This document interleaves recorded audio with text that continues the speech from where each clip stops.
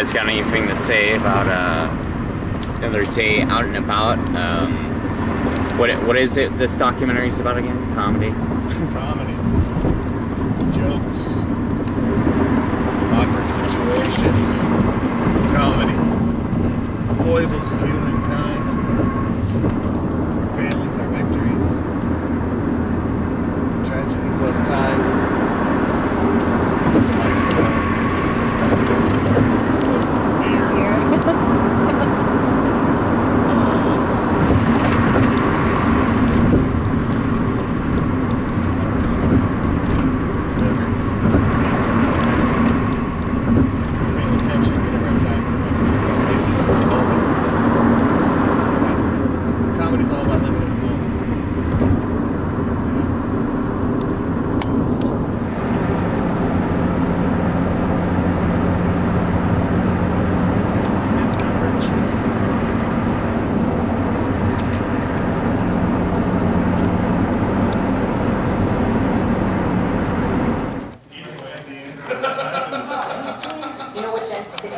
Ooh, damn.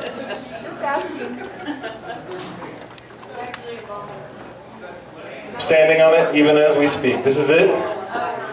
It's got most everybody on it, but I'll go around and make sure it's got everybody on it. And sorry for the people I stepped on, I guess. I'll thank you when I'm famous. No, I was incredibly early. All the time, everything. Oh, did you? It's like I got here and I was like, hello, and there were years. You were nice years though. Some fanciful. Do you know which end to sit into? Ooh, damn. Just asking.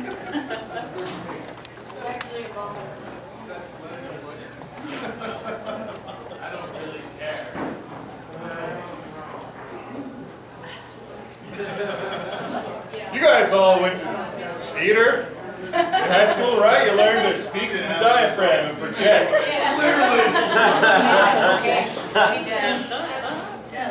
Good.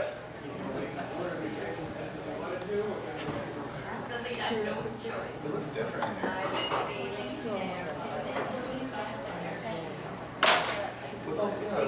Jason, happened after you moved the speaker.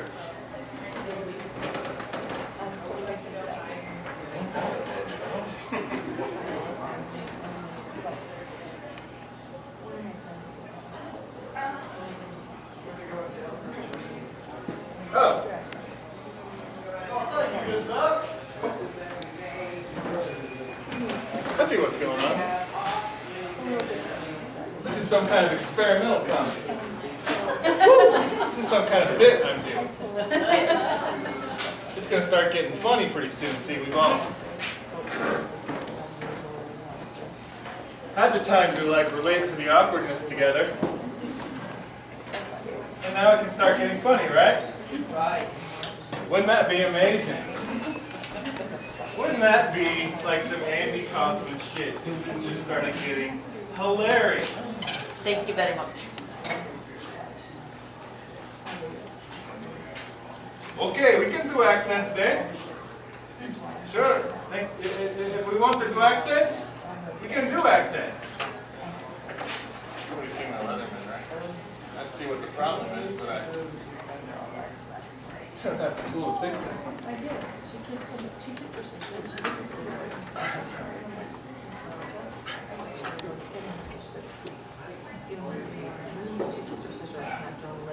It's real stuff here, you guys. A lot of times people will go ahead and wire up their speakers before the show. It's not how I like to do it, though. We've all seen it. It's been to a million comedy shows. You know what I mean? The sound is always good to go from the word go. Predictable. So I said, hey, why not salvage some old speakers out of a church? Maybe that's what's going on. This speaker, which, true story, was salvaged out of a church, maybe imbued with the power of the good Lord. And there is a chance that the aforementioned good Lord has some issues with me. But not the rest of us. Well, I guess you're going to hell, Rose. I'll see you there. Let's make a flyer. Fuck it, let's get ahead of this one. Let's keep some safe distance with that lightning strike. So Jason Green is on his knees with a tool in his hand, working on wood. Just saying. I'm screwing. You kind of missed the money shot there. Yeah, I did. You got the money shot though. We had a visual. You got the shot.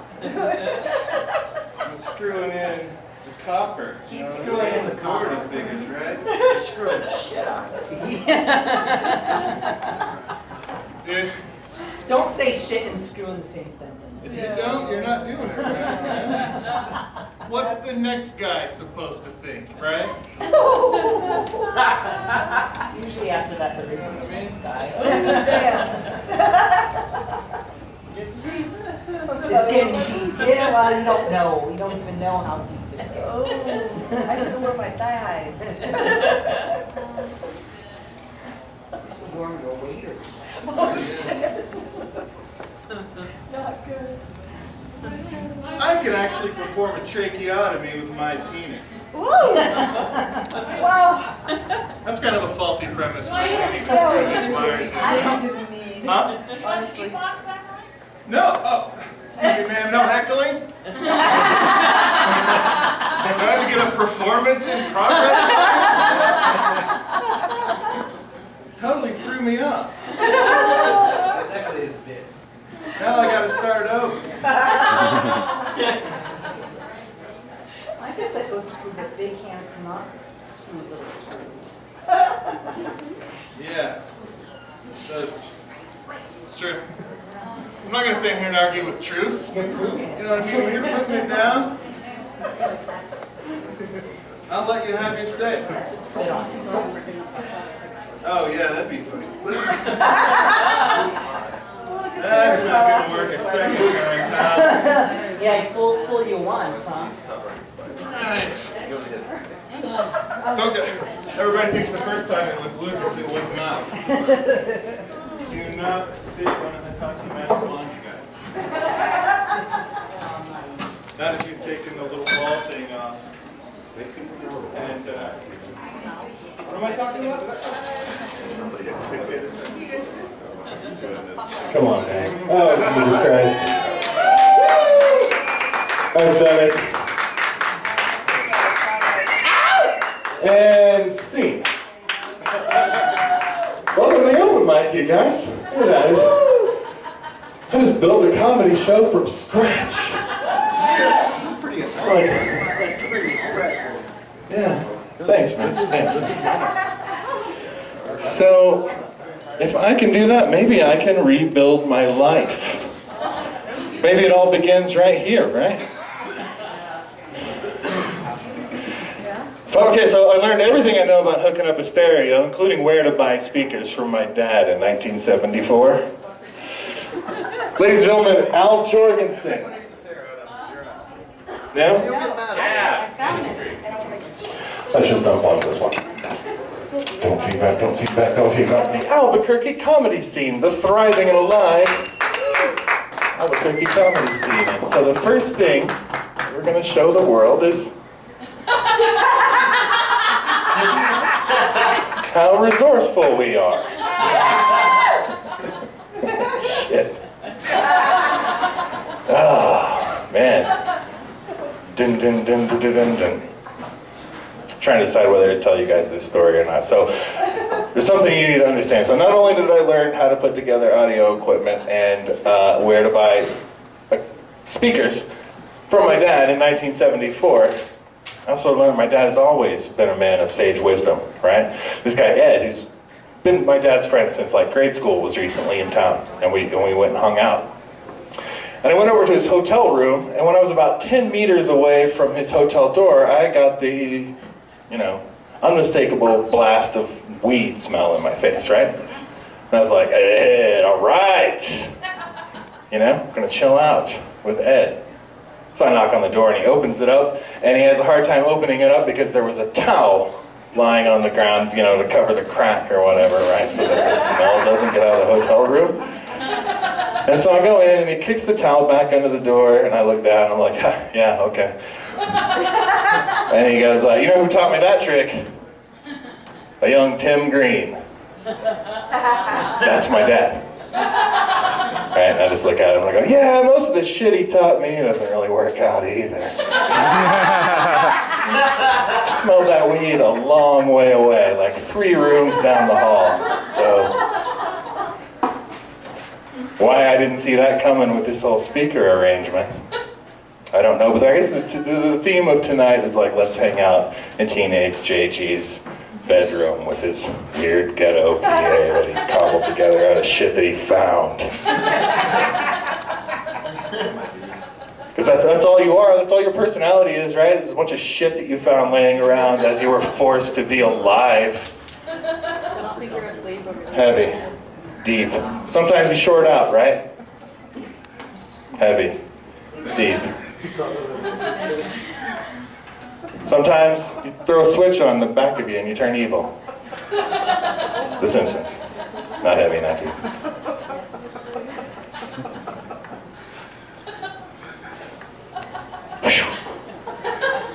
Ever get the feeling, I thought for sure my fly was undone. It was like the only way to punctuate this entire thing. Is that camera? That camera's not on, so here we go. So yeah, FYI, we are filming you. If you decide that what you do on stage tonight can A, be seen in the pastel blue light, that's a long shot.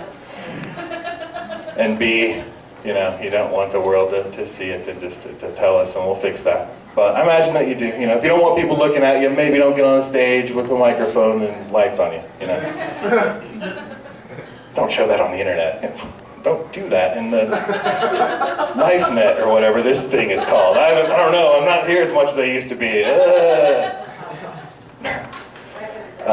Okay. I think that's all the actual official business I need to tend to. Unlike usually at Margulies, I'm going to do 5 minutes. I'll flash a 5-minute light at you and everything. I'm not real sort of super hard about it, so just wrap it up. But if I'm shining it consistently, like, you know, you're losing cue points. You're losing clout among your peers. I don't give a fuck. I think it's hilarious to watch people get up here and suck ass for 10 minutes or whatever. But, you know, I'm trying to throw you a life preserver. Everybody's out here whispering, what the fuck? Seriously, man. So, I'm going to put the lineup back over there by the camera, so if you haven't had a chance to see it, go look at it and stuff like that. And your first comedian coming up to the stage. See, I told you. I mean, our first comedian go first. She's like, can I go second? And I was like, it's going to feel like you're going second by the time I'm okay. Here we are. Ladies and gentlemen, give it up for Bren Moody.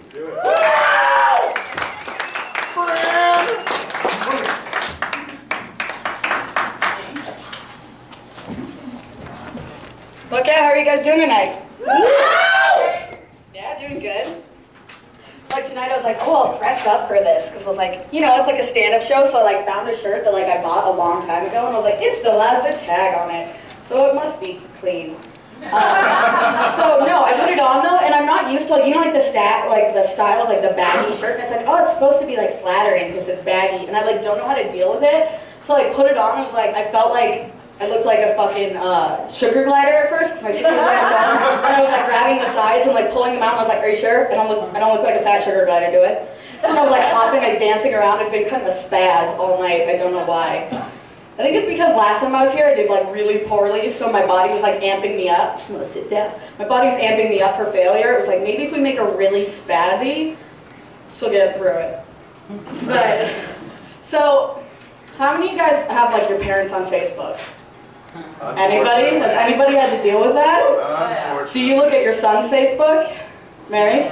Yeah? I don't want to see that. Sometimes it makes really funny conversations though. Like I had this weekend with my mother.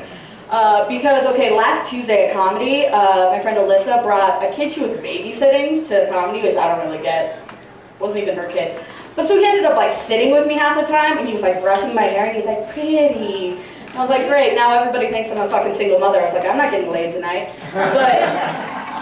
But, so she posted this picture of me, and it said, like, Ryan with his new girl, and then tagged Bryn Moody. And you couldn't see the toddler behind me. So my mom was, like, texting me the other day, and she was like, so who's this Ryan guy? She's like, who's this mystery Ryan guy? And I texted back, and I was like, who the fuck is Ryan? And she was like, the guy that you're tagged in the photo with. She was like, Ryan and his new lady. And I was like, oh. And I was like, well, he was very nice. He combed my hair. He was 2, though. So it's a little young for me, a little bit. And then I just hear my sister from the other room go, and Bryn's mystery date, he's a 2-year-old, loves to color, and thinks trains are neat. And I was like, are you fucking serious? So then I'm like in tears. And I was like, God damn it, trains are neat. So pretty much, I can't fucking deal with my family sometimes. I love them. So how many of you seen the movie Anaconda? You all have, right? It's a classy movie, right? Oh yeah, no, it's the best. I'm gonna sit like a fucking gargoyle up here. No, so I was watching it last night, and I seriously was dying half of the time just because of John Voight's fucking terrible accent. So he's supposed to be from Paraguay, and I was like, anybody from Paraguay actually like saw that movie and heard that accent, there would be like a fucking riot. He sounded like Scarface's retarded brother. But my favorite part though is like I really don't know how they got so many big name actors to be in this movie. Like they read the script and were like, oh yeah, this seems like a good idea for my career. Because there was literally a line in it, and Owen Wilson says it, and he's sitting there looking at a girl and he's like, you know, being in the jungle makes me really horny. And I was like, yeah, because being surrounded by like the epitome of parasites and infectious disease really makes me down to fuck. I was like, of all places, I was like, that's what gets you into it? No. But how many of you had a good Valentine's Day? Anybody? Boo! Yeah, I know, fuck that, right? No, I actually had a pretty decent one. I ordered a pizza for myself. And it was one of those situations though where you open the door, like they deliver it, and they give you those judging eyes like, you're gonna eat this all by yourself, aren't you? So I've never done this before. Usually I don't give a fuck, but like they just held like eye contact with me, like they just kept staring at me, like as I was writing the tip, and I was like, someone was like, pizza's here, guys. And then just slowly was closing the door as I still held fucking eye contact with me and shut it and was like, they knew. But so I ate this fucking pizza by myself and watched an 80s horror movie called The Gates with Stephen Dorff, like when he was like really little. And there were so many fucking bowl cuts in this movie, you don't even realize. But, so what it's about though, like this ginger kid ends up starting the apocalypse, like by opening the gates of hell, and I was like, of course it's a goddamn ginger. But, no, but there's this point in the movie though where like the ghosts and the demons are like attacking the house, and it's Stephen Dorff, the ginger kid, and like the older sister. And the older sister was like, what do we do now? Because like the demons like have attacked the front of the house. And she's like, what do we do now? And the ginger whispers, back door. And I immediately was like, are you fucking serious? Anal's not gonna help. And it took me a couple seconds, and then I realized that I was the fucked up one in that situation. I was like, oh, it was me this time. Finally, I realized I was kind of growing up the other day. I realized I was getting more mature because I did the mom arm. You know, like when you have to brake really fast and you do like your mom does like the passenger side mom arm. That's what I always used to call it, like to across the passenger seat on you. So I was just giving my mom so much shit for that because I was like, oh my god, it's hilarious. No, but so the other day I was driving and I had to brake really fast and I was like, and I was like, oh, okay, I know that was scary. We're okay. We're all still here. Petting my bottles of liquor. It's all right. So that's it for me. I'm Bryn Moody. Thank you guys for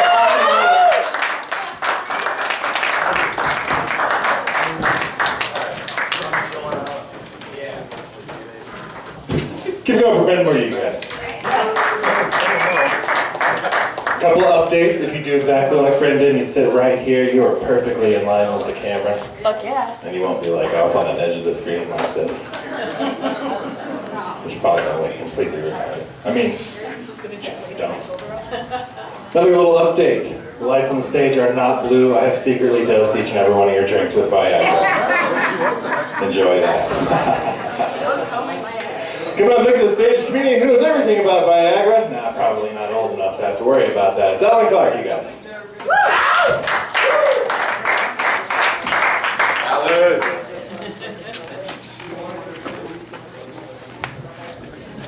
Hello. Thanks for coming out on a Sunday, because it is hangover day of the week. So what better way to fix it than drinking?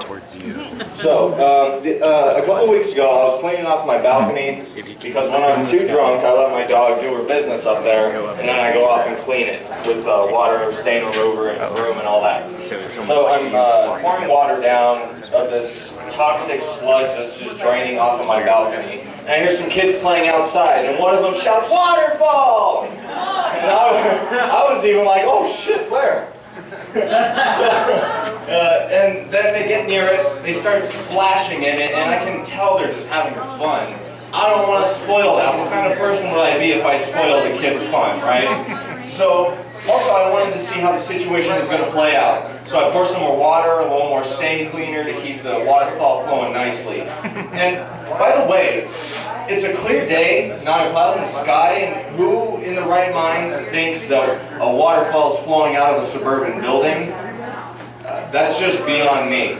So they are sitting there splashing in, and one of them shouts, "Drink some!"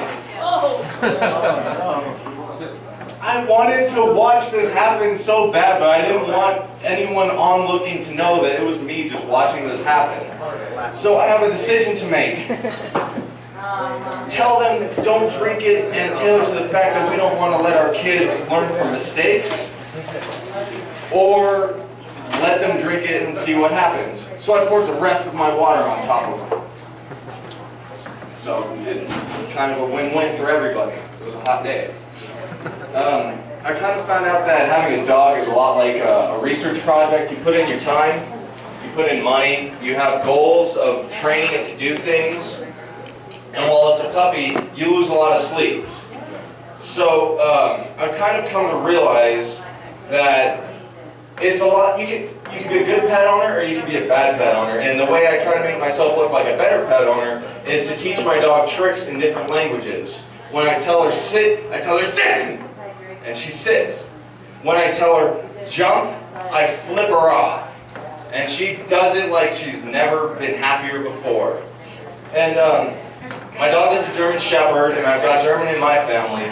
And I think it's a really cool coincidence, because back in the 40s, while my family was drinking, listening to weird polka, and eating sausage, my dog's family was helping to find Anne Frank, because she was good at hide and seek.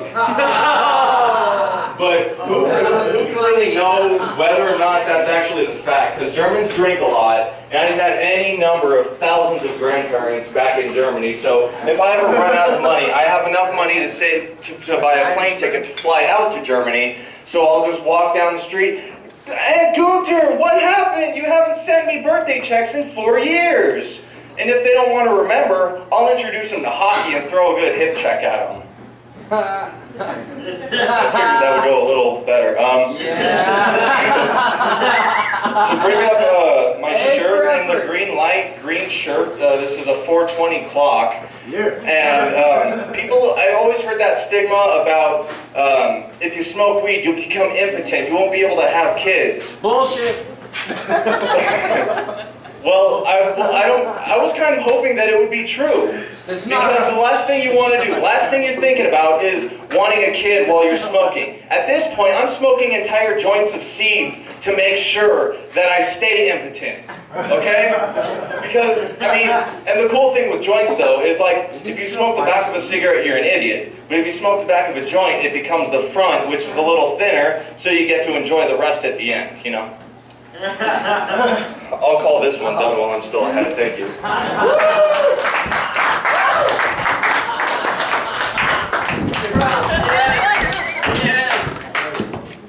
Alan Clark, everybody. I've been doing this for 2 comics worth now, and I don't know if it's gonna work. We could be in trouble. We may have to camp here for the night. I'm gonna go scrounge around.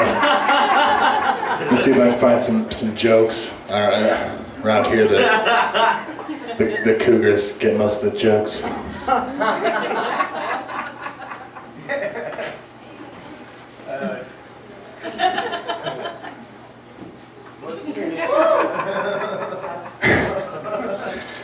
Andrew Harms, everybody.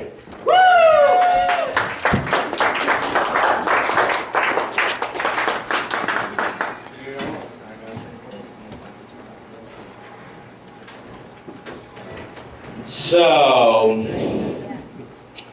I was talking with this lady the other day, and she was trying to give me advice.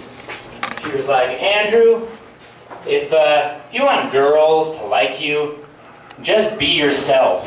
It's kind of offensive a little bit. Like, my personality's so lame and irritating that it looks like I'm not being myself. She's just like, wow, I didn't know God could make someone that unappealing. He has to be playing a character. You jokester. So, yeah. I try to look good for the women. Like, did you know that, like, if you smile a lot, you'll get more wrinkles in this area? That's why I don't smile, you know? I want to look good. I'll be like 40 years old. People will be like, hey, Andrew, how do you look so young? I hate life.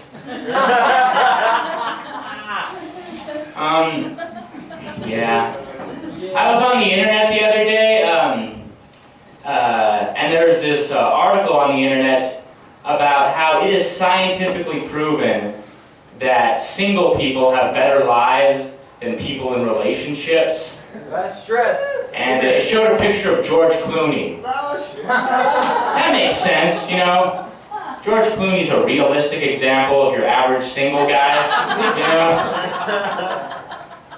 I think you should have shown like a real single guy, like me making out with my high school yearbook, like that type of thing. Not the highest paid actor in Hollywood. I hope he wasn't the only single person the scientists studied, you know? It's like, I noticed if you look at this graph, an increase in the amount of actresses, you know, dating on the single person side. Person in a relationship, not that many hot actresses. Anyhow. Yeah. High school. High school, I used to go to high school, and the teachers would always give us, they'd always say weird things to get us inspired, you know? They'd be like, hey, we gotta get these math scores up so we can compete with China. Like, really? China, man, I didn't know so much was at stake here. I should start paying more attention in class. I thought my bad math grades were just pissing my mom off. I didn't know my inability to divide fractions was preventing America from world domination, too. That's quite a lot of pressure here. Really, China? I was in one of the worst schools in the district. It's like, I think we should start taking on other schools around the area before we start going global with our fight. People say that all the time, too. They're always like, oh, yeah. You know, man. Yeah, they say that all the time. Weird and unintelligible groaning. People always say that. They'll say to me, hey, Andrew, don't you think it stinks that China graduates more doctors than we do in America? And we need to get our act together. And they always say it to you like it's your fault, you know? It's like, sorry, I don't know what to tell you. I would have loved to study medical science back in school, but I was a little bit busy flunking beginning culinary arts. So I don't think that was a possibility. Yeah. I hope this goes in the documentary, you know? Under bombing, you know? Just a black screen, it says bombing. Shows the knee. Alright. So, Yeah, this is kind of a sad piece of news right here. I had to, my family, we had this aggressive pit bull, and we had to put him down recently because he was a problem dog. And by problem, I mean he lost a fight. That's all I have to say about it.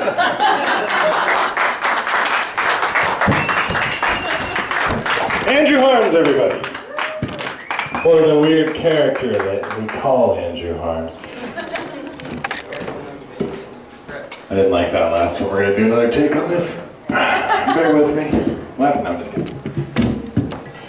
What was I really gonna say when I came up here, you guys? Anybody know? No. Well, shit. And next, invite Mike Ortiz!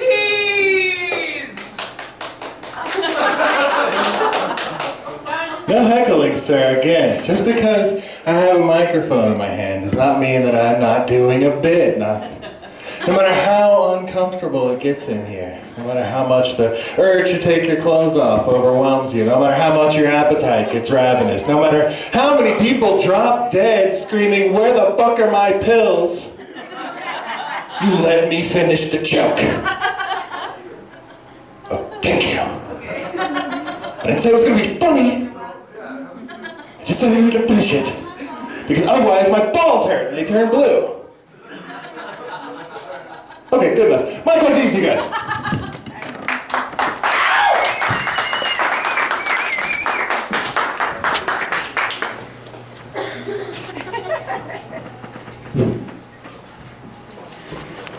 So I just started recently, and it's kind of ironic that Jason mentioned it, but I actually have a massive fear of public speaking. That's absolutely true. Like, yeah, perfect thing to be doing, right? The combination of wanting to be up here and the fear of actually being up here are a terrible mix. Like, No pressure! Yeah, exactly. I'm feeling fear and a lot of anxiety, but mostly I just feel completely out of place up here. Completely out of place. I feel more out of place than a child therapist with Tourette's. Listen, Jesse, these feelings you have for your same-sex friend are totally normal. And as you grow up, you will be able to surround yourself with a community of people who will accept you just the way you are. Faggot! Faggot! Faggot! Faggot! Yeah, out of place. I feel more out of place than Michael J. Fox if he was an Allstate agent. HR would call him into the office and be like, Michael, sit down. It really pains me to tell you this, but we have to let you go. I mean, you have to understand that we need to ensure our customers that they're in good hands. Out of place. I feel more out of place than a gang of Bloods working at Best Buy and a gang of Crips working at Target. Which is pretty out of place. Bravo, bravo. I kind of like that idea though. Imagine if the rival stores, like their employees actually treated rival employees like of other places with the same animosity that rival gangs do. Like I could imagine a guy getting off work at Best Buy and heading home and just realized he forgot to pick something up, so there's a Target on the way home, so he pops in, you know, just trying to sneak in, but an employee walks up to him, obviously noticed him right away because, I mean, the color difference, but yeah. Walks up to him. You look lost, Ese. Can I help you find something? He turns to him and just like, no, thanks. I don't want any trouble. I'm just coming in to pick up the new Frey album. I'll be out here in a minute. Well, you came down the wrong aisle, Holmes. It's about 7 more up to the right. And then as soon as he walks away, the guy gets on the radio. Hey Carlos, man, we got a blue shirt headed your way. He's coming for the new CD, and definitely make sure to give him the regular one and charge him for the deluxe.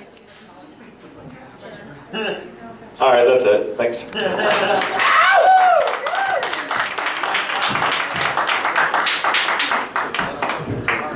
Mike Ortiz, you guys.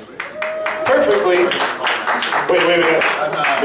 More out of place than a couple of speakers that some stoner ripped out of a church and brought for a comedy show.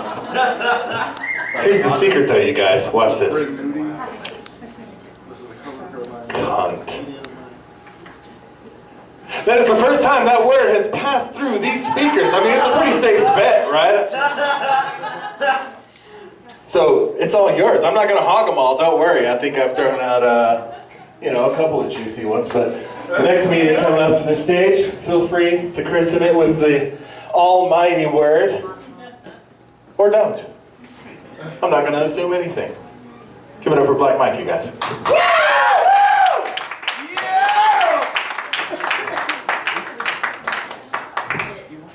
What's going on, guys? How y'all living? This is like the prototype that Bose came up with. Like, we're gonna do something with this one day. Yeah, this is oak. Right there. Yeah. I don't even do comedy. Jason just invited me. He's like, being Black History Month, we should have one black comedy. Only makes sense. If you guys are shooting a documentary, I think you guys need a fucking light on that camera. Everybody's gonna be confused and shit. Like, I thought this was a comedy doc. This is like fucking Ghost Hunters. Where the... Just a shirt.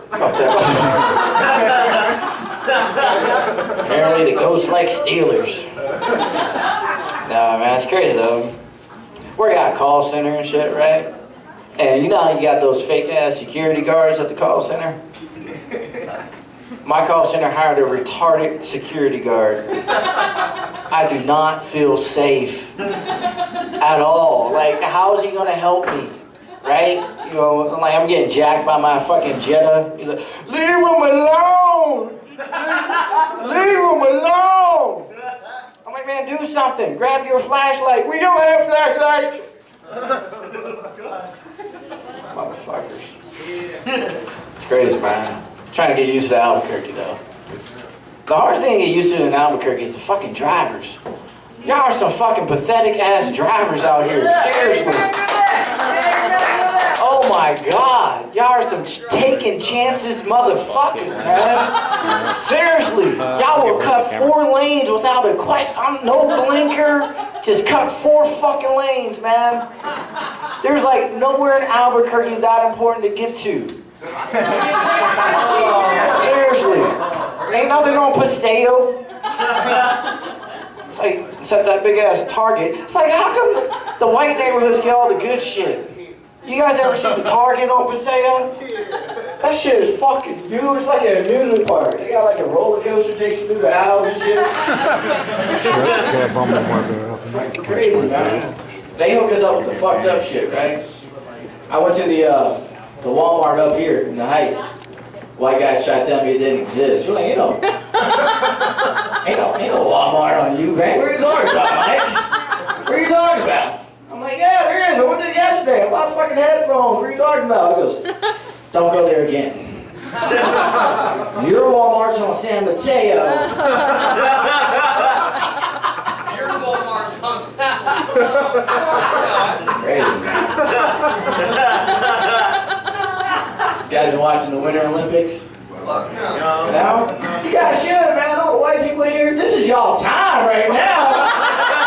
Y'all can get some fucking medals. I think that's why they came up with the Winter Olympics, though, right? Because, like, summertime is basketball and track. Y'all ain't winning shit. We gotta do something. We gotta do something. Black people hate the cold. Bobsled team, man. Cool runnings. Yes, sir. We tried to break into that shit, but you don't see no black people in fucking skiing. Hey, I give you props for doing it. You give them props, man. I'm not Jamaican. Why don't you get out on that bobsled? I bet You out your goddamn mind. You give me a basketball and a fucking hoop. That's the fuck I want, man. Seriously. Fuck. Albuquerque. you might have fun. I'm like, nah, man. I'm not gonna be allergic. We don't perform in the cold. You know, perform. I'm telling you, you can't find a black person playing basketball outside in December. Won't happen. Won't happen. But yeah, man, fucking Albuquerque. But y'all got a lot of fucking bums. A lot of transients out Too here. many bums. Yeah. I don't think they bums though. That's the thing. Cause I be seeing bums with new signs. How'd you get a new sign? Where'd you get the fucking Sharpie? Why does your sign have so many colors? I saw a bum with a fucking umbrella and it was raining that day. He tried to quit it. How give me no money, give me no money. I'm like, man, how'd you know it was gonna rain? I'm like, did you watch Ron Conchetti? He goes, no, I don't watch Channel 2. I was like, what? How the fuck do you have TV? What? Fucking ridiculous, man. Fucking Ron Conchetti. I hate that guy. Seriously, man. I hate that guy. No, but a lot of movies being filmed out here in Albuquerque, and it's cool. You know, I tried to audition for some. They were doing like a Lord of the Rings play. I walked into the auditions, and they were just looking at me like, whoa, buddy, what are you doing here? These are auditions for Lord of the Rings, not Lord of the Wings. There's no black people on Middle Earth. Apparently. Fuck, man. I watch a lot of movies, man. My homeboy, he tried to get me to watch The Hunger Games, you know? I'm like, I can't relate to it. You know, it's like one black kid, and everyone cheered when she died. Seriously. But the way he broke it down to me, he's like, no, man, you gotta watch The Hunger Games. That shit's like gang war, man. They got like 12 gangs, right? There's 12 different gangs, right? And this bitch Katniss, right? She got this arrow. She come out, be throwing her gang signs up and shit. Y'all must have not seen The Hunger Games. No, man, I'm trying to get back into the world, man. I'm single now, and apparently you're supposed to send pictures of your penis. Is this correct? You're supposed to send pictures, my man. You're supposed to send pictures of your penis. Sometimes. Yeah. How many dick pics you got on your phone? Like 7. Like, shit, my memory's full. You know? Yeah, this chick told me send her a dick pic. I'm like, wait a second. Do you have Her dick? my dick? I thought it was her dick. Nah, you are from Albuquerque. You are definitely from Albuquerque. That's how you talk your friend into coming. It's like, we right bisexual, dog. You know.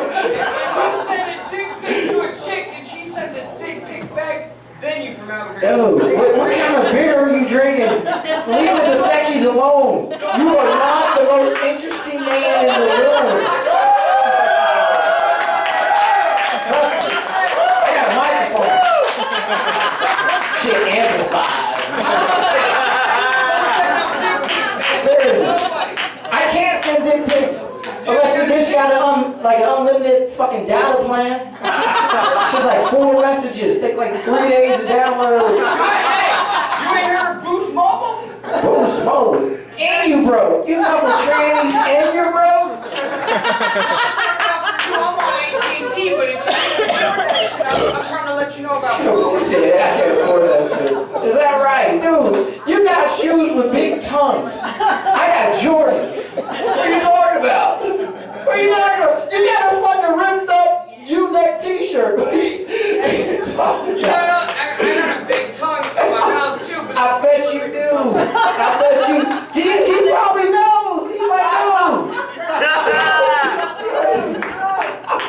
It's okay. The trannies like big tongues, right? So you good. You're good. You're good. You got the Jersey Shore fucking hair going on. Right? You good, dog? what do you know? You don't know nothing about that. You don't know nothing about that. You don't know nothing about that. Dude, you got a coat on. It's not even cold outside. at? What are you talking about? I'm from Colorado, bro. You're in Albuquerque! It's 65 degrees today! Get this dude an IV, he's dehydrated. I can smell the salt coming out of your skin, man. Get this guy a martini. No, it's always one guy, right? It's always one. They don't have microphones. Hey, what's up? You should get up tonight. Try it. I will. I already signed up, bro. Yeah. Oh man, I can't crash and fuck this bird. I can't wait. Put this guy up next, Jason. Hey, I'm Black Mike. I'm gonna get out of here, man. Wait, Jason.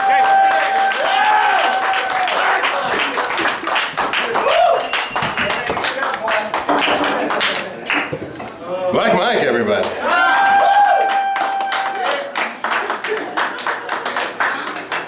I'm just gonna move this here show right along about what you want to know next. The next performer coming up to the stage is a filmmaker. He's the guy filming this show tonight. He's got a movie debuting at the Guild on March 15th, is that right? Boom, March 15th. I can remember shit sometimes. Give it up for Big Duncan, you guys.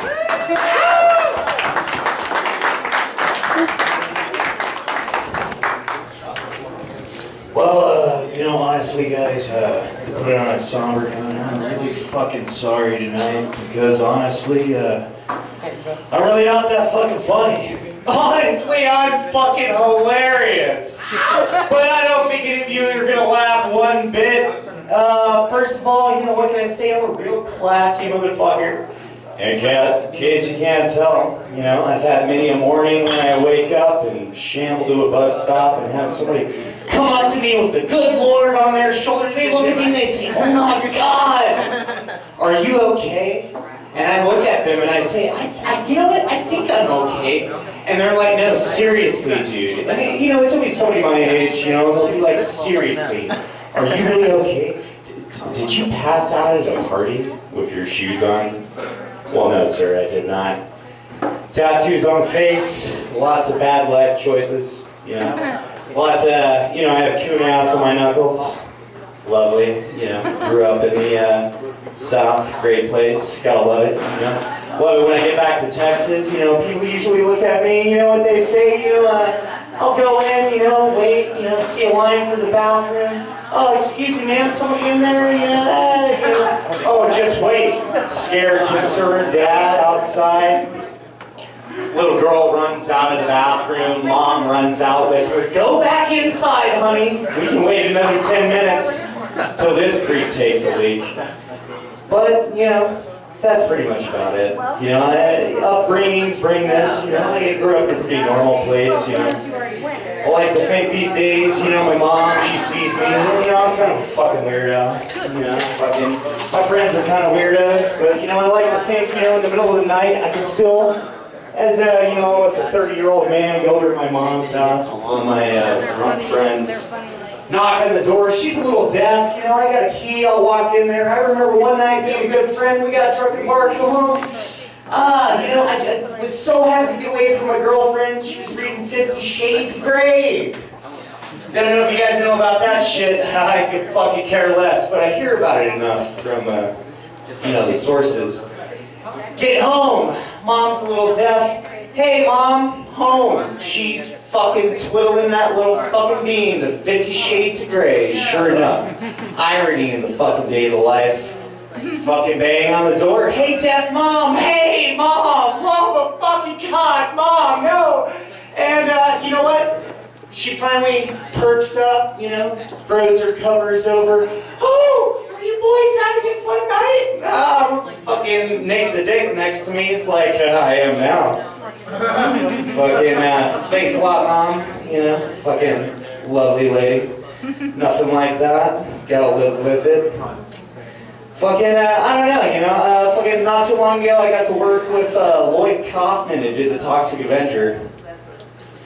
Great guy. Don't know if you guys know about that, Troma Films or whatever. Well, producer was like, you know, lay it easy with Lloyd. You know, you're kind of a weird guy and he gets weirded out by that shit. Walked up to him, I'm like, Lloyd, love your movies because I can fucking relate to him on an everyday basis. Lloyd looked at me and said, you know what, that's fucking horrifying. Fucking, but you know what, you know, I can remember fond memories, you know, being a nice young youth living up here in Santa Fe. You know, every now and then, you know, we'd crawl out from underneath the bridges and after we drank all our fucking booze, every now and then we'd hear about a punk show. Me, my friend, old man Randy, you know, about maybe 40, looked like he was probably 60. We'd get there and we went to the punk show, you know. Everybody kind of looked at us a little, you know, a little strange. You know, when they said, you know, we're going to paint a little square in the ground. If you get moshed there the longest, you'll get the leather jacket. Well, old man Randy, oh, he was out there. Little punk kids flying all over the place.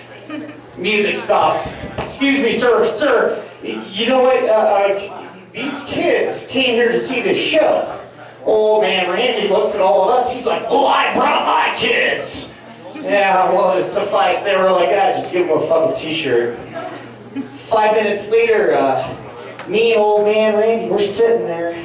This old couple, you can tell, you know, they look like Mormons bringing their grandkids to this shit. They had no idea. But you know what? They looked at us and they took a little bit of pity and they said, you know what? We're sitting there and we milk this shit up. It's like vitamins to people like us people. You're fucking pity. So, you know what? We looked at them. What are we gonna eat tonight, Pops? Looks like it's gonna be cold wieners again. Little couple came up to us, they're like, oh my God, sir, is this your child? Is this true? He's like, they're all my children. Got $10. As soon as that $10 hit my hand, I said, woo, we're getting whiskey. And you know what? That lady had a little less for the confessional booth. Enjoy communion.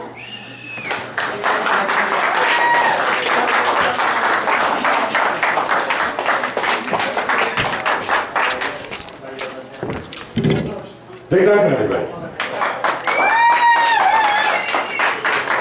He caught his mom masturbating, you guys.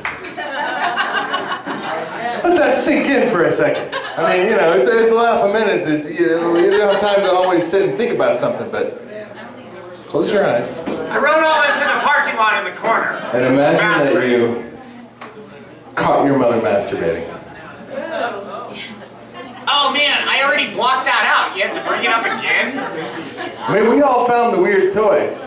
Right, you're digging through there looking for weed and you find the oscillator and you think, damn, Mom, $95 on a fucking vibrator and you make my clothes?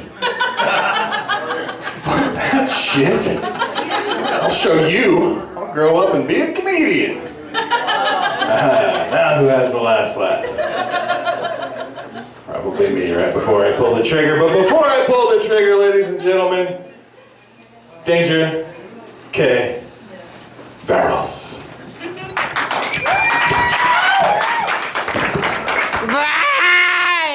Malarkey! Malarkey's is a really exciting place to come and tell comedy jokes. I might jump over and smoke. Unless you want to keep rolling with it. So it appears most people look at the end of the rainbow for a pot of gold, and what have we found here but a comedian? Not a leprechaun, I'm sorry. Nah. Here, bitches. Aw, shit.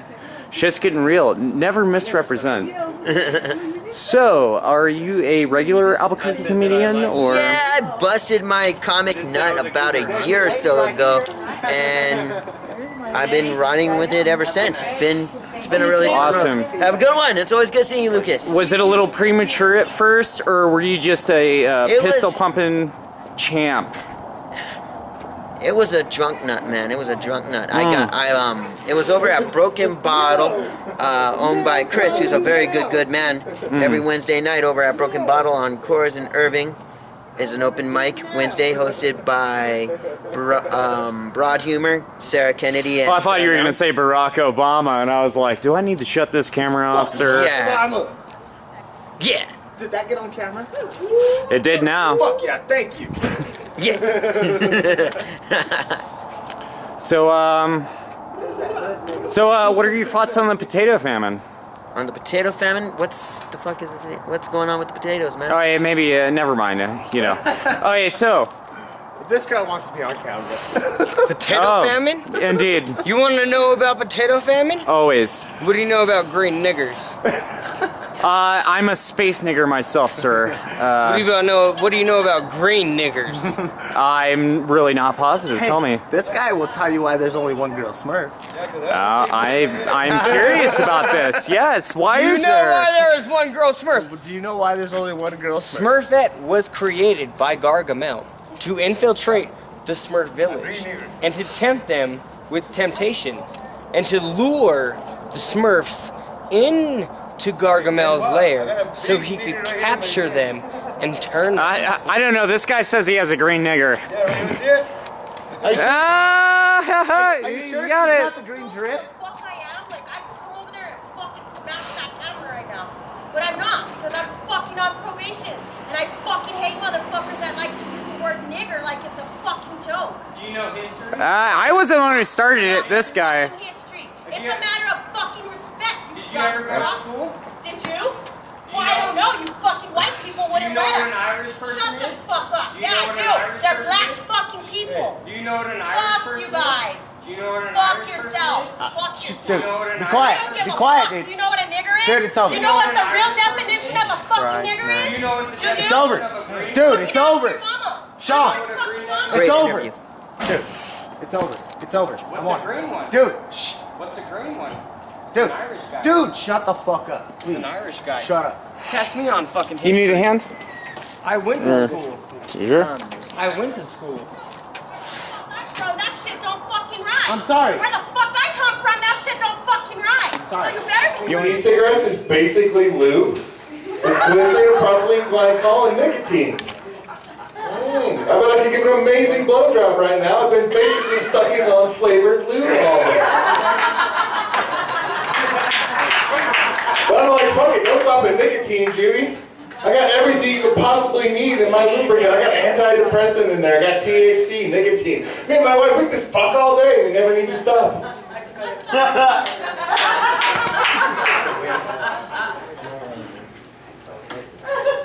Yeah, okay. Coming up next to the stage, a comedian who can fuck all day. Give it up for Sam Winters, you guys.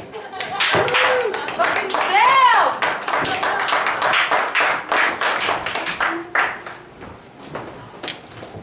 What's up, Malarkeys? How you doing tonight? Fuck all of you. Maybe. How many of you guys watch the Discovery Channel? Yeah! How many of you have been watching Finding Bigfoot? Thank fucking God, because I'll give you... I'm sorry, there's a spoiler. Shit's fucking fake. It's fake. The first few episodes, original. Completely original. First episode, pilot. Alright guys, we're gonna fucking find Bigfoot. I don't know how we're gonna do it, but we're gonna fucking find him.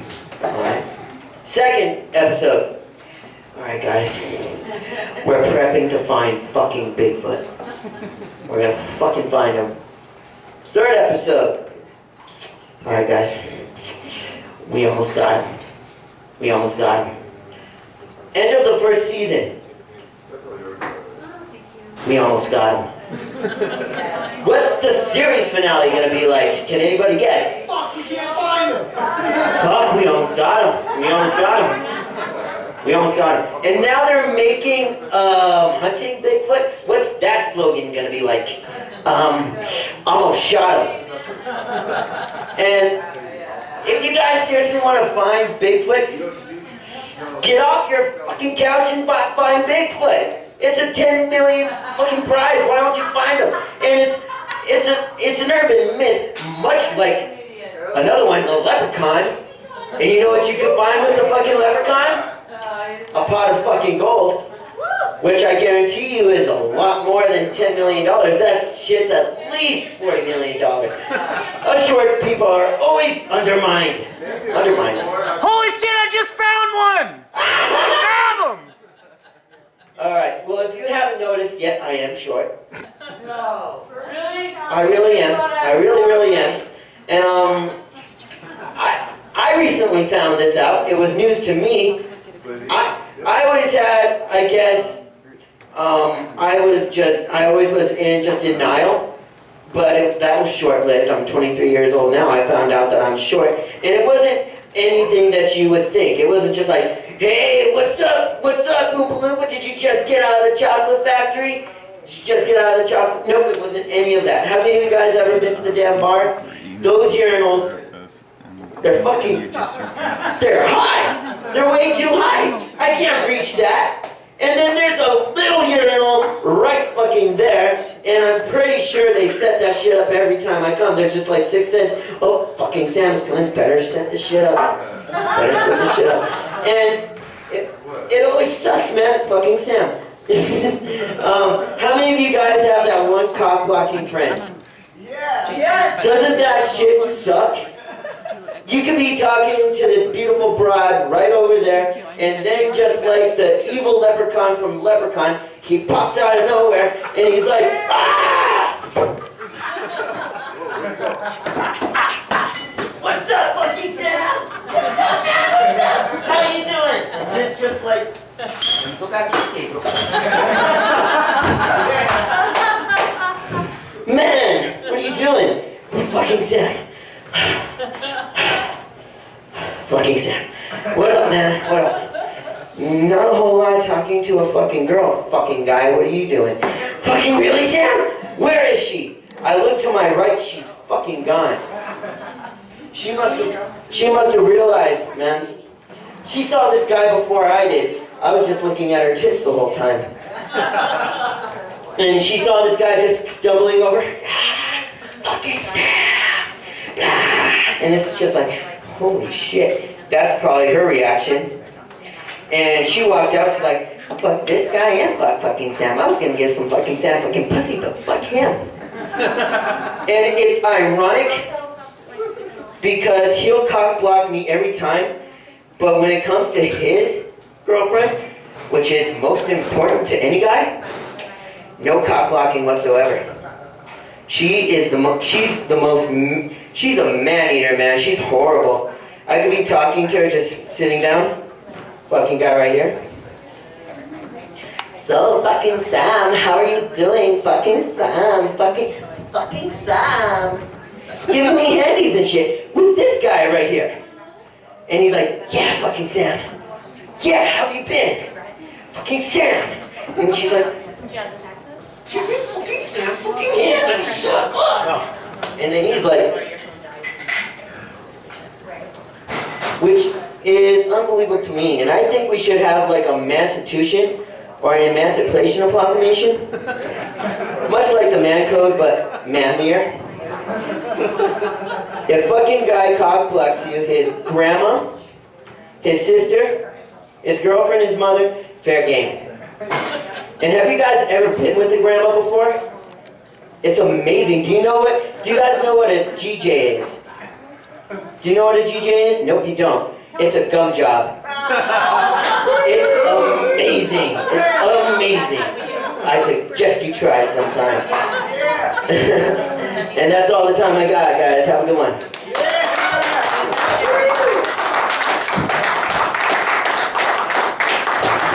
Sam winners, everybody. Little tip, Sam, actually just do your hair like this. Pro tip, me and Sam are exactly the same height. White boy from Kid and Play. The white boy from Kid and Play? There's no white boy in Kid and Play, Sam. It's the white Kid and Play. You are Kid. Kid and Play, but white version. That's it. If there were a white version of Kid and Play, You be in. and it wasn't already called Snow, maybe the only person in here old enough to know that joke laugh, so I get credit. Check that one. Point me. It's not my fault. Would we call regular Kid and Play Black Kid and Play if there was a white Kid and Play, or would we call them regular Kid and Play and then we call them white Kid and Kid, Play? man. Just Kid. You're white Kid. He's Kid. Okay, well, I've always been more of a fan of playing kids, but that's pedophilia. That's not something we should be joking about right now, okay? I mean, yeah, I'm the ice cream man, whatever, motherfucker. Come in the garage. I don't know, we'll tie knots. I don't give a shit. You like beer? You like candy? Oh yeah, definitely. No, man, candy just gets them all wound up, you know what I mean? They're just running around all crazy. You gotta use beer. You know what I mean? Or maybe like high C with a Valium crushed up in it, you know what I mean? They don't fucking know. They're kids. They're like, this tastes weird, it's old, whatever, just fucking drink it, right? What about chloroform? Chloroform? Hey, you know what I mean? Cuneiform, if they're Egyptian. Whatever, I'm open. It's suggestion. And so is a tween. And that's, I guess, the moral of the story. Cut this all out. These are pedophile jokes. I have a...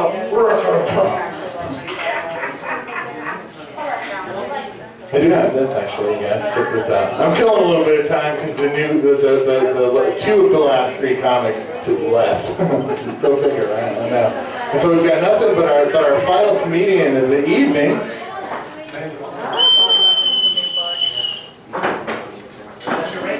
It's a rape whistle. Good call. How did you know? Was it used in evidence against you? See, I carry this around just in case, you know what I mean?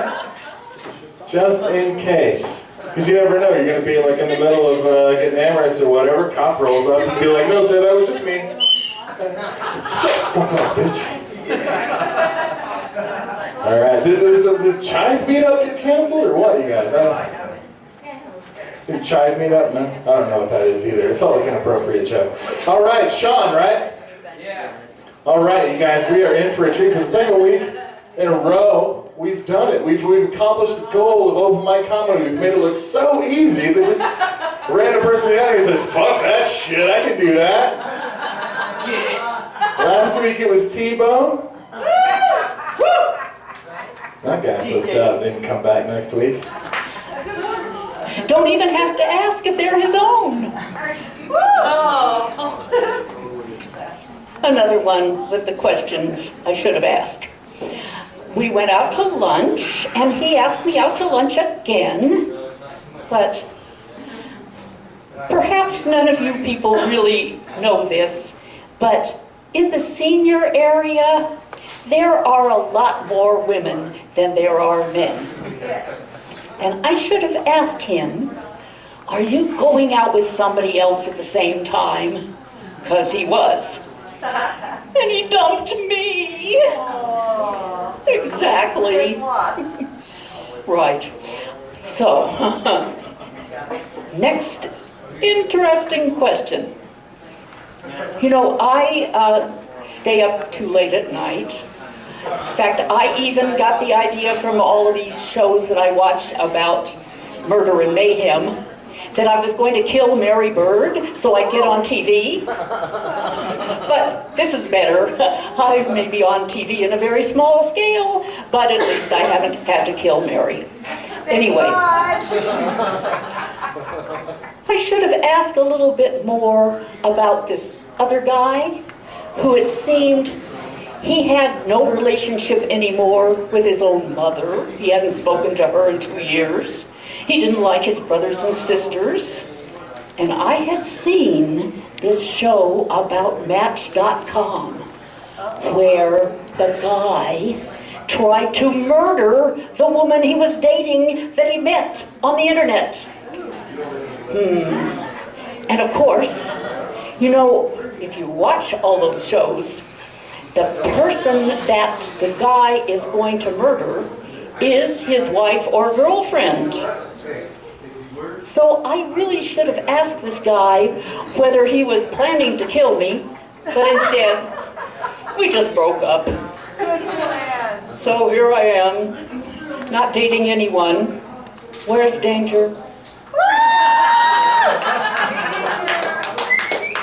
Did he leave? Anyway, until I find at least someone, I better stop now.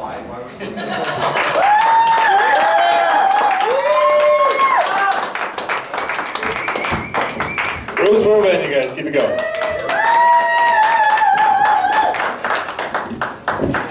All right, we're about halfway halfway through the show. This is the part where I take your temperature. How you guys doing? Open mic comedy, right? It's like reality, but not television. See, I mean, there's televisions. It's like you stopped and listened to like the crazy homeless guy downtown talking to himself for a second. It really is like that too, because I steal all your guys' jokes.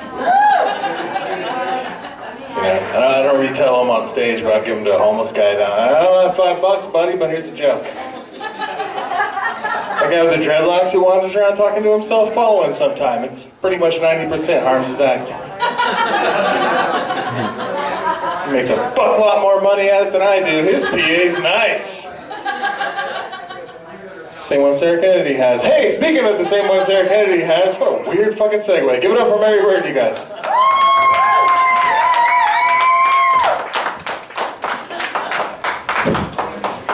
All right, malarkeys. So, Kiev is settling down, Venezuela is bubbling up, North Korea is the same it's always been. But what the fuck is wrong with Arizona? What is wrong with them? I say you need to secede and take Florida with you. Now! Get the fuck out of here. So I have been watching the Olympics. I've been watching them, but it's like, I think there's something suspicious going on. Russians winning in Russia. I'm just suspicious that way. I'm thinking there's something going on. I hate to be that way, but it's suspicious.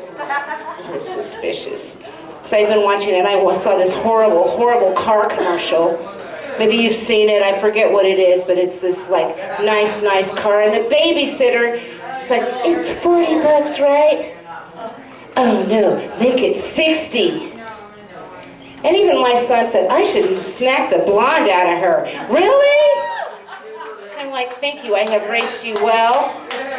It's like, really? Okay, so you have a nice house, you've got a mortgage, you got a decent car that doesn't have 300,000 miles on it, you probably have a car payment. No, I can't loan you any money, bitch. Oh, that makes me so mad. It makes me so mad.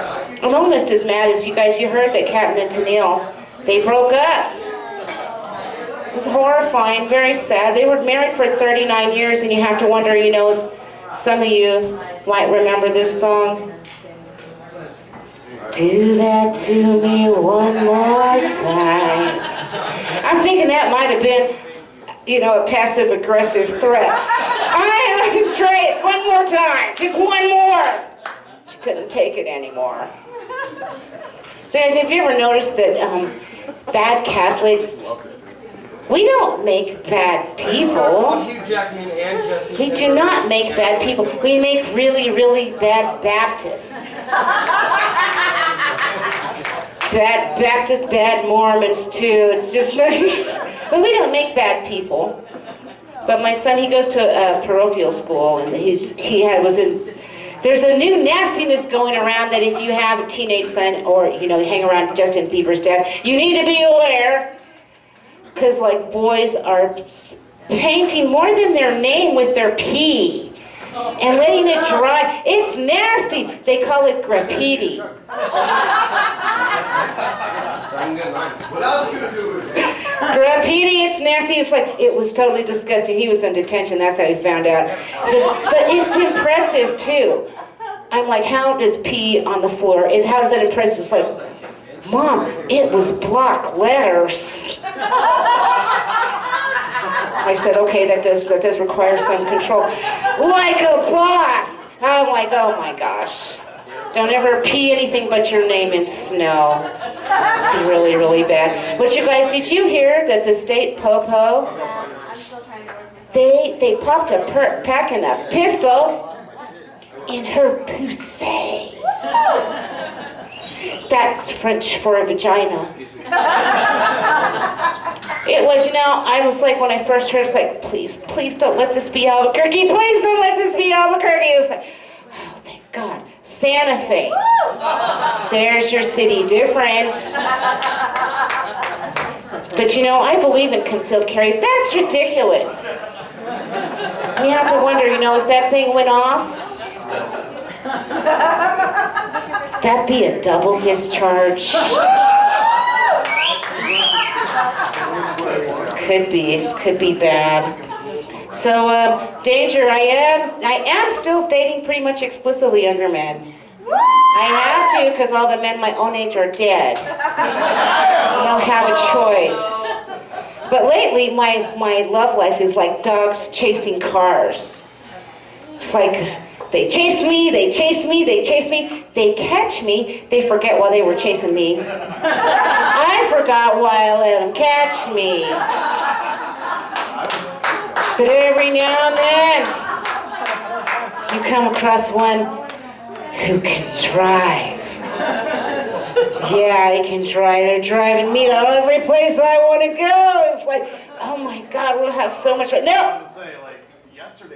Driving drunk. Doesn't remember a thing. Damn it. I wish he had remembered he had a girlfriend. But it's okay, because you guys, you know what the difference between a cougar and a cat is? A cougar will pretend it never happened. I am Mary Bird Malarkeys. Thanks for coming out. It's been fun. Good night.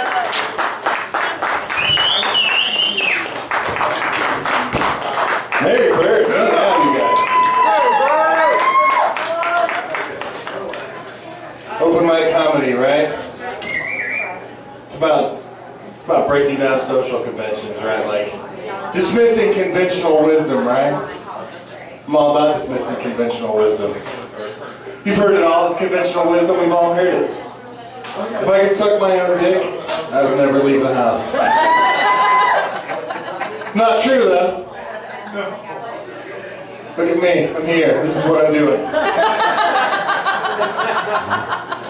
It's boring after a while, you know what I'm saying? I sometimes feel uncomfortable. Am I giving? Am I receiving? This is so confusing. Well, ladies and gentlemen, coming up next to the stage, comedian who's going to straighten that all for us out. Hi right now, Lucas Rodriguez.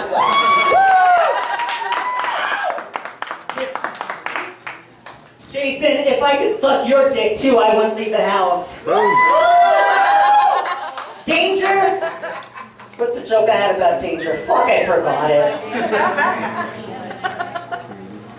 Oh, you could sell homo something. It's not oil, but it involves oil.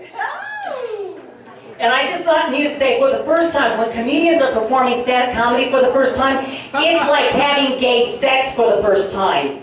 You don't know what to expect, you just hope it ends well. And I went to visit my parents. I hadn't seen them for a couple months. I went home to visit them. And my nephew and nieces lived next door, and I went to pick them up from school, early from school, and went in to pick up my nephew, and I asked the boy in the front row, I said, is Mikey here? I'm here to pick him up. And he said, Mikey, your uncle or aunt is here for you. He came running up to me and said, Unky, you're here for me. The kid gave him this look in the face, like, what the fuck? Is that a new gender? Male, female, now we've got Unky? What the hell?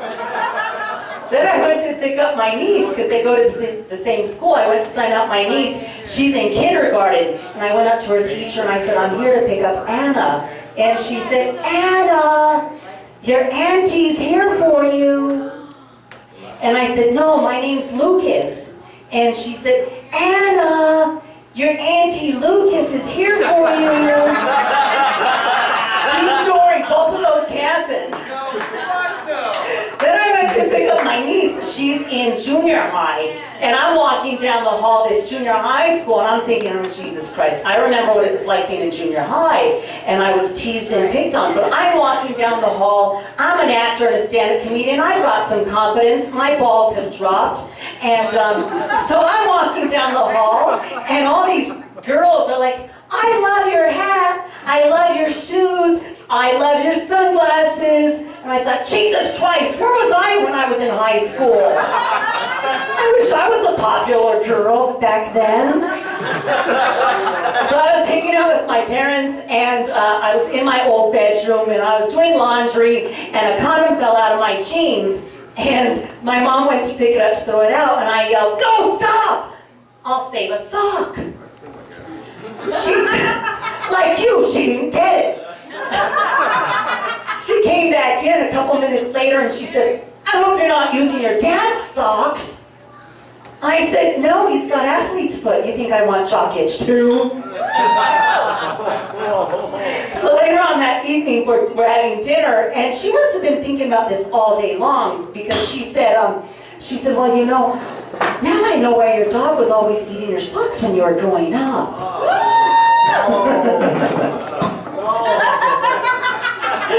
And I live in Santa Fe. And I was sitting at the bar, and a guy next to me said, so what do you do? And I said, I'm a stand-up comedian, but my act is androgynous. And he said, you mean like a dinosaur? I said, yes, just like a dinosaur. In fact, I'm a Tyrannosaurus. Thank you. Oh, God, the stories I have. So, a very good friend of mine is Lou Diamond Phillips. And we were hanging out, and I told him, Lou, I know you're not gay, but you know who is? John Travolta. You just kiss better than he does. He thought I was a Tyrannosaurus that night, too. And so last year, I wasn't on, but I wasn't in the movie, but I was on the film set of A Million Ways to Die in the West, which they're now refilming again in Mexico. And I got to hang out with Neil Patrick Harris. And he's oh my God, he's gorgeous. He's super gorgeous. And so is his husband. His husband's gorgeous. And they look like fucking twins.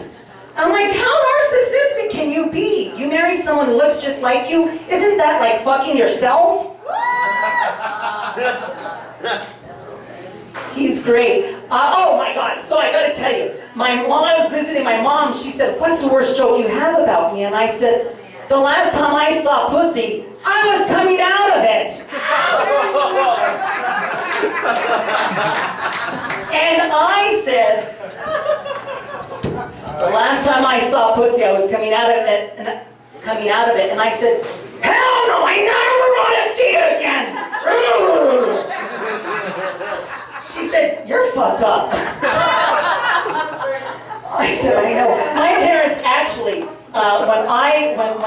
when they found out they were pregnant, my mom and dad, when they found out they were having me, they stopped drinking altogether. They didn't drink for 23 years until I came out of the closet. Now they're getting drunk, they're smoking weed, and they've got a lifetime prescription of Xanax. Now that's why I go visit them every time I can. And I'm like, fuck, this is great. Although they haven't given me the combination to their safe, because that's where they keep all their goods. I'm like, fuck.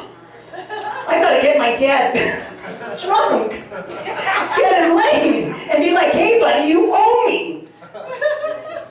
I just found out a couple of weeks ago, I live in Santa Fe, beautiful home. I'm very fortunate.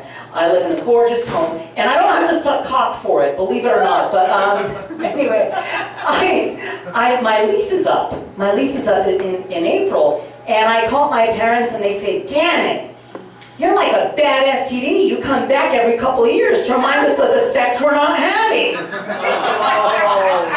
Oh, thanks, Mom and Dad. You just have to remember that one of these days I will make it in this business and I will be choosing a retirement home. So, fuck you. Life is good. My name's Lucas Corbata. I love you, Malarkeys. I'm so glad to be here.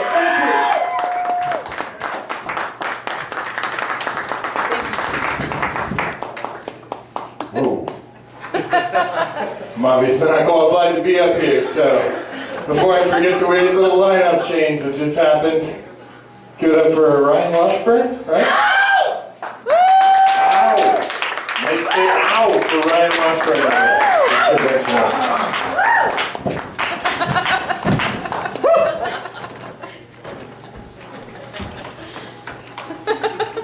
Jason Green, everyone. How are you doing tonight? Fucking Lucas, you are so funny. Where'd you go? Where'd you go? It's hard to see you because you're so short. You're so short you have to go up on your boyfriend. So I have this note on my hand because like I'm looking at Bryn's set here and she's got this whole like journal full of like ways each joke can go, and all I have is 3 words on my hand. And I thought to myself, because here's a joke for you, okay? And I always wanted to like get into marketing. Marketing's always been like a passion of mine. And I thought to myself, if I ever got like in charge of like a birth control type thing, I would make our slogan, "Don't kid yourself." And then like I put that on my hand because I didn't want to forget it. But then I thought, like, what if I was on my way here and then like I got into a car accident and I died, and then like the coroner was there and he was like doing the autopsy and he's all, "Oh, this kid has 'Don't kid yourself' written on his hand."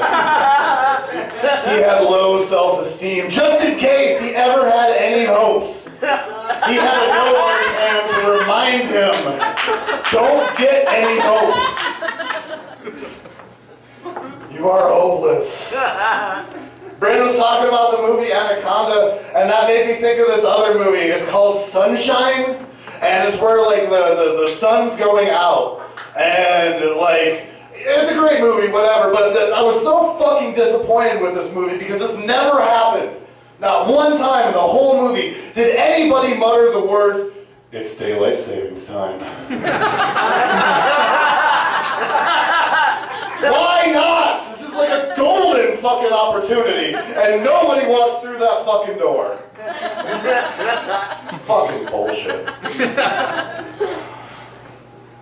Oh shit! So okay, I'm sitting here. I just got off work, and I fucking worked all fucking day, and I'm like, God, I fucking kind of smell gross. And then my coworker shows up. Fucking give her a hand for that, by the way. Like one of the only non-comedians in the fucking room. How fucking narcissistic is this? Hey guys, let's get together and just tell jokes to each other. Nobody else is invited. But I'm like sitting here feeling a little self-conscious because I'm not as fresh as I could be. I had no time for a shower. I'm sorry, everybody I'm giving hugs to. But she pulls her hair down after doing the same shit I did. And it just fills the whole area with this beautiful, magnificent smell of like Suave shampoo.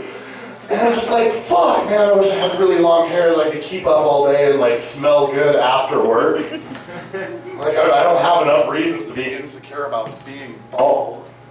Oh no! It wasn't my fault! Cock blocks. Yes.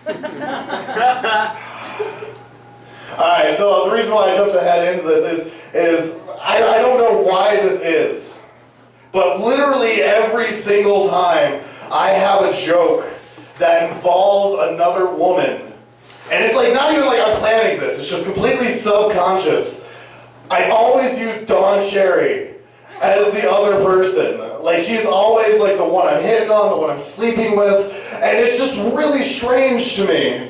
I was thinking about the other night when Dawn and I were sitting in the car, making out, and we were just having that passionate time, and I started to finger her a little bit, and Dawn, being the little fucking freak that she is, she's like, "Put your fist in." And I'm like, "Oh yeah, let's do it, Dawn. I'll get down like that." And then she's like, "Yeah, put your other fist in." I'm like, fuck, I am not going to do anything for this girl. So there I am, piston style. She's like, "Now clap." Well, I can't. She's like, "Yeah, that shit's tight, huh?" I don't know why, dude. I'm serious. I will be in my bedroom 3 in the morning and just fucking trying to think of some joke, and there you are in the car with me. So thank you for being the butt of all my jokes and the person in them. I figured out Dawn's name must be Google because she's got everything I'm searching for.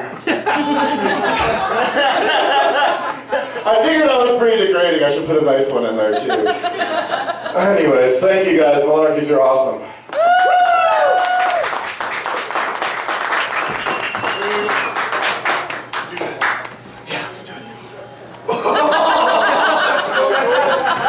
Oh, man, sorry about that. That was a little self-indulgent, but the last time I heard that joke, me and the guy in the sandbox did that.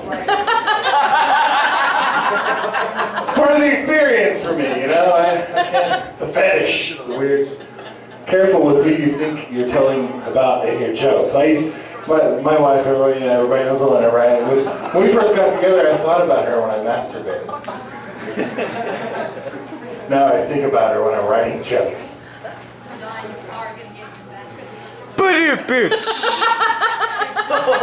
And next, the Carson Daily Show. She knows that I like a little stillness right before the end. You know what I mean? Beautiful, honey. All right, I guess it's time. I don't know if this is a presidential debate or a comedy show, but apparently we get a retort from the object of our last performer's performance. Don Cherry, you guys.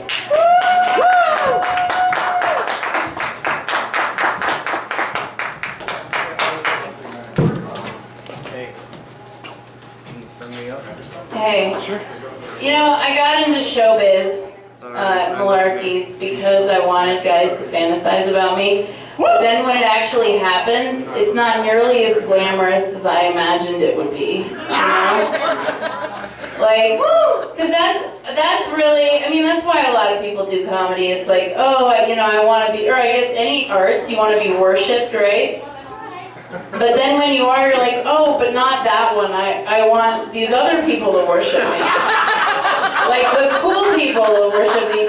I just need to get back at some people in elementary school, and I want them to love me now. Here's the problem, Ryan. You might have been popular in high school or middle school, but I don't think we went to the same school, so I don't have this like deep-seated connection to like want you to fantasize about me. So now I almost don't even know how to respond to it. Initially I was not flattered, but then he said I was tight, and you know what? It's like telling a girl she's thin. You know, you want to slap the guy, he's being a dick, and he's like, wow, you've like lost weight, you look gorgeous. I'm like, really? You know, because I felt a little chubby today, but I was wearing black, and this is Costco, y'all. Who knew Costco was this classy, right? So, yeah, and you know, it just changes your mood. So, initially I didn't really know how to respond with the double fisting, but then when he said he couldn't clap, I was back on board with the fantasy. In all honesty, though, and I'm trying not to talk, you know, about my sex life on stage, not nearly as much anymore. But 4, maybe, a little bit. You know, if you get me on a loose day, I don't know what that is. And then that never happens, right? But you can, you know, there's no way you're even going to get 5 fingers in, because you can't get the 4 in deep enough to count the 5th. So for your stats people that want to get real specific, is 5 fingers a fist? No. It's 4 fingers kind of like pointed. This is a fist, and that's not happening. I haven't had kids, or I haven't, you know, nothing's come out, you know, because there are some ladies that have had kids, but you know what? They might have had a C-section, so they might still be tight. So don't you know, necessarily knock them off your list, fellas. I'm sure you guys have high standards here. How many kids do you have? No, never mind. We'll deal with the ones that we can see right now, and then. Oh, man, guys, I don't know how you do it. That's taken on like quite a bit of baggage. What am I talking about? I'm trying not to make fun of. You know what? I love Albuquerque. I'm sure every town is shitty. I don't know why I act like this is the only one. Okay. All right. So this is an idea that I have. I'm still working it out. An Angie's List for pot dealers, right? Then you can put stuff like, you can rate their product, right? You can rate how fast the delivery is, right? How on time they were. You know, like you can write reviews like, oh, he's totally cool. If we have time to smoke a bowl, he totally will. But if we got to split, you know, he's cool with it, right? He just in and out. That's what I want. Although I have a good guy. You guys all know him. I'm trying not to rat him out right now, but he's really good. But it just reminded me, I would prefer an Angie's List of dealers, because you just never know, especially in big cities. Okay, obviously I got to work on that. The smoothness of the money exchange, the tactfulness, you know, do they text you and ask you explicit information? Do they drop bombs over the phone, or are they, you know, are they cool? Do you feel like you're on a TV show when you're talking to them, you know? Like, no, I don't want an idiot dealer. I want one that makes me feel like I'm doing something, you know, shifty, but like we're gonna get away with it. Not like, holy fuck, don't ask me this over the phone, dude, click, you know? Not that he ever does that, but just don't answer the phone if he calls, that's all I'm gonna say. Okay, what else are we gonna talk? All right, how much time do I have? I'm working on a character. It has many layers. She has many layers. Do I got time? I don't have time? 30 seconds. 30 seconds, okay. 30 seconds tomorrow. 29, 28, 27. Okay, I heard you, thank you.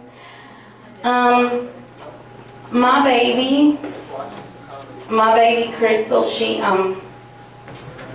miscarried when I had a medically induced miscarriage. That's what I'm calling it. So I got a tattoo of her on my ankle, and it's an angel of Crystal. So it's an angel, and then I have Crystal on the wing, and that's to represent my miscarried baby who just didn't make it through the trauma of a vacuum. It was so unfortunate. And but I don't want anybody doing it. No, I think it's important. If you're going to get an angel tattoo, you need to get a Christian tattoo artist, because I don't trust the other ones to, you know, to have a spiritual understanding of what a fetus angel looks like. You know, I don't think, if you're not Christian, God ain't going to talk to you, so you don't know what to draw. But I want the Lord working through him into his ink and on my calf. So I only get a Christian tattoo artist for angels, and I think everything else is sacrilegious. Anyway, I gotta go, y'all, but thank you so much for sticking around. You know, where are we going before that interruption? See what the trouble you get in fucking. I understand that's your word, leprechaun, but why use it in public? Yeah, exactly, man. Horrible. Edit that shit. Yeah. Oh yeah, where was I before I was, semi-rudely interrupted? Uneducated people.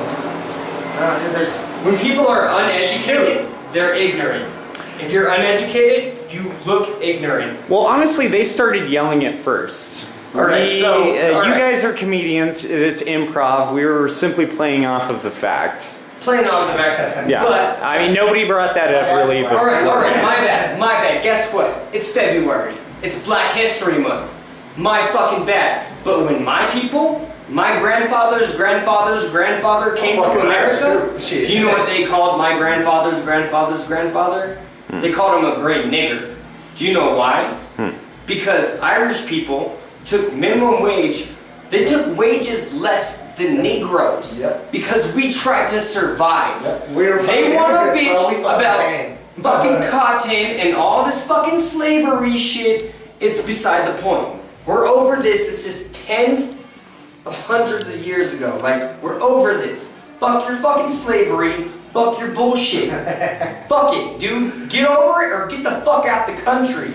Go back home if you don't fucking like it. This is my white ass. My white fucking Irish ass. I got called a green nigger. My people got called green niggers. My grandpa got called a green nigger. My grandpa's grandpa got called a green nigger. Do you see me fucking flipping out about that is an innocent bystander that you just called a green nigger. I mean, St. Patty's Day is close. If he's Irish, he's a green fucking nigger. Oh, you know why, Sullivan? We came to America. Nobody's safe. You're all green niggers this St. Patty's Day. That's what we're saying. Leprechaun, do you have anything to say about this? Seeking sovereignty. No comment. Okay. No comment. We suck sovereignty from states that belittled us, Excellent. i.e. England. I hope we're sucking the sovereignty hard. Because, I mean, I'm sure, you know, LGBTB month is going to come up right after. So we can use this for both. It'll be a 2-for-1 deal, guys. You know, not only is this Black History Month and Green Nigger Month, but next month we will be having, and we're, yeah. I get mad when black people take offense to the word nigger. You have no right to get offended on the word nigger. Well, actually, sir, I prefer to be called Mr. Nigger, and we'll keep it like that. Nigger is a fucking broad term, because there have been white people who have been called nigger. That is true. true. You know why? Because I'm Irish. Do you want me to bust off my clovers? Well, honestly, yeah, even up until the Emancipation Proclamation, the Irish were still getting discriminated against. Discriminated.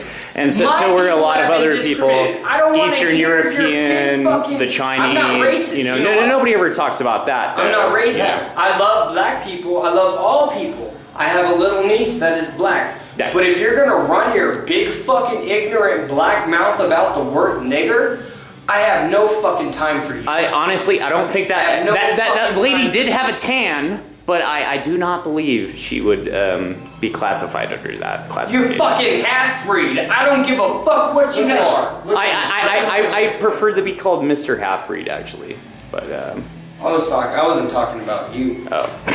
Well, thank you. Note taken. Somebody's getting a Christmas card this year. It's going to be this guy right here. I take personal offense when colored people take offense to that word, because that word is a lot more broad than they like to think. Fucking think about. They think that word pertains to derogatory only to them. them. Right. But that word has a lot more meaning, and it does not only pertain to black people. Right. Well, I believe the actual definition is an ignorant person. Yes. Is what the meaning That is. is true. You know. I didn't know this program turned into, and now you know. Because knowledge is power! Knowledge is power. Okay, let's leave it at that. Laugh. It makes me laugh and it makes me happy, right? So, I think from today on, I'm gonna go and I'm gonna start a relationship with every employee at the local Walgreens that I go to. I'm gonna go to this Walgreens. I'm gonna buy 1/5 the Jack and Coke. I'm also gonna buy a 2-liter of Coca-Cola. And along with that 2-liter of Coca-Cola, I'm going to buy a 12-pack of condoms. Magnum, because I got a big dick, so I like to think. And then also, I'm gonna buy a 10-pack of CDR blank discs. So, I'm gonna go into this Walgreens and they're gonna be like, man, this guy comes in every day. And he buys a 5th of Jack and Coke. This guy's getting fucked up, man. He's getting fucked up, right? But he's also buying a 10-pack of CDRs. That's like 7 gigs a disc, man. That's like, do the math. You might as well buy a hard drive at this point. The amount of data you're backing up, just buy a hard drive, right? So, I go ahead and I buy these hard drive or these blank discs, and I burn them, and I get these packs of condoms. But for some reason, these Walgreens employees just want to get in my life, right? They're like, this guy comes in, he buys a Jack and Coke, a 5th of Jack and Coke every day. He buys a 10-pack of CDR discs and a 12-pack of condoms. So that must mean he's getting shit-faced every day. He is burning 10 CDs worth of music, and he's fucking 12 bitches.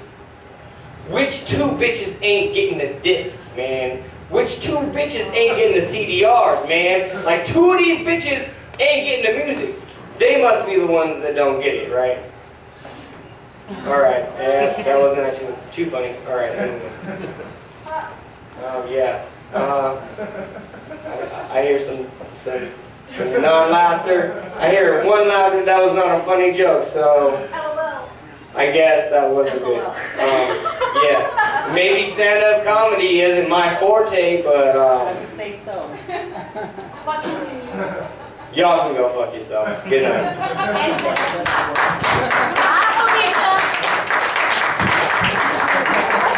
Give it up for a first timer, Sean, right? That was better than my first time, but we need that. Bump it, bro. All right. Go ahead. I tried it. Talk amongst I never yourself. said I was funny. I want to talk amongst myself about it. That's the death knell. You can't say I'm funny. I never said I was funny, dog. Yeah, no, you can't. You're not allowed. That's rule number 1 of comedy. I mean, it's rule number 2. Rule number 1 is no heckling. But as long as we threw that fucking thing out there, just move right on to rule number 2. Never say, I'm funny. Like a comedy show when they bring somebody up and they're like, hey, this next guy is fucking so funny. You know what I mean? You roll up stage. There's some guy in the audience like, oh, fuck, that guy fucking molested my sister. He's not fucking funny. I think you have to win that guy over. Yeah, stand-up comedy. So what have we learned? What have we learned tonight? We've learned that I can barely set up a PA that yesterday was garbage. Because knowledge is power! Yeah, because knowledge is power. Power, I guess it would be. Technically. You know what I mean? We have learned that, oh yeah! Speaking of this show, I was going to tell a story that my friend Ed told me, and then I got distracted and a fucking open mic broke out, and I forgot. This is the story for all of you guys who hung out long enough to enjoy it, that Ed told me, and I learned a whole lot about myself and where I got my sort of sense of storytelling. So I'm sitting there and I'm talking to my friend Ed, and I say like, yeah, we got really fucking drunk that night. And he said, well, speaking of getting drunk, and then he told the rest of the story here. This is Ed telling me the story. So you know how me and your dad, we moved away from Lawton as soon as we could. You know, we all got jobs, got out of that hellhole. Not all of our friends from high school got out of there. You know what I mean? Some of them still live there, and most of the ones that do are just total alcoholics. They live in a dark room and just drink themselves to death, you know. So, but every now and then I like to go by and drop in on one of these guys, and I was dropped in on my friend Bill last time I was in the lot, and sure enough, man, we just hung out and we got so drunk. I mean, day drunk, you know what I mean? It was afternoon, but you couldn't tell from the blackout curtains and the overflowing cigarette ashtrays there. And well, anyway, we get to talking, and he gets up and he's like, I gotta go take a piss. And he got up and he stumbled to the bathroom. Closed the door. Well, I'm talking to his old lady there, you know, while he's gone. We're just having a good old conversation or whatever. And about 5 minutes later, we get hit with a blast of the most foul aroma you have ever smelled, Jason. It was, I mean, what the hell happened? You know what I mean? And just we're looking at each other going, you smell that? We hear, boom! In the bathroom. I'm like, what in the hell was that? You know what I mean? Well, I don't know if you remember, but back in the 70s, sinks used to have like legs on them because they were just freestanding from the wall, and they didn't. They were made of. Anyway, it doesn't matter. You don't know nothing about construction. Well, anyway, there used to be these legs there, and he had fallen. He had passed out on the toilet, fallen forward, and just bashed his head in.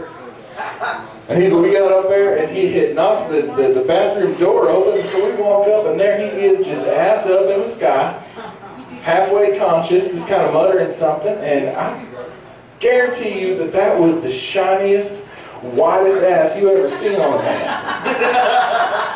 I mean, it was like reflected in the hall light, looked like a fucking full moon on Saturday night. Well, I'm like thinking werewolves are going to come out and shit, you know? And I'm just like, Bill, you got the shiniest, whitest ass I ever seen on a man. It looks like a full moon. I'm thinking werewolves are going to come out and shit. He looks up at me and says, well, yeah, Ed, I mean, I imagine it's probably been buffed to a sheen, you know what I mean, over the years. I still don't wear underwear, you know. I said, well, wait a minute, what do you mean you still don't wear underwear? And he said, you remember when we was camping when we was like 12 years old? I was camping out in my parents' backyard and we swore by the light of a flashlight and some old Playboys that we would never wear underwear. Yeah. I still don't. So I said, Bill, you mean to tell me that based on an agreement that we made as 12-year-olds, you still don't wear underwear? You haven't moved on from that? No, you're wrong. I just thought, goddamn, you know what I mean? So we used to get real drunk. Because that story started out just like, oh yeah, we got real drunk one night. And here's Ed, like, giving me this, like, story, you know what I mean, about, like, oh my God, you know what I mean, here's this dude, like, clinging to all of his, like, hopes and dreams that he came up with as a 12-year-old. Innocent, you know what I mean, optimistic and everything like that, even though he still lives in a shithole that's basically a cyst that grew onto an army base called Vaughn, Oklahoma. That's why he basically drinks himself to oblivion every night. But he's still clinging on to that thing, you know what I mean? And it's not going to work out. I mean, he's not going to win. He's not going to win shit, you know what I mean? So, I don't know what the moral of that story is, but I do know goddamn guarantee that guy Ed has been in my life ever since I was born, a weird little kid with alopecia that they thought would never have hair. You know what I mean? They named me Charlie Brown because they thought, oh, that kid's going to be bald, so let's name him after the biggest loser that was ever made. Oh, moral of the story, hey, look at tonight, we're filming a reality show called World's Biggest Loser. Here we are. That's the big punchline for filming this show right now, right? Season finale, you already won! I know, right? I'm the only fucking contestant, right? I moved in with my in-laws recently, and so I just got a camera. Just follow me around.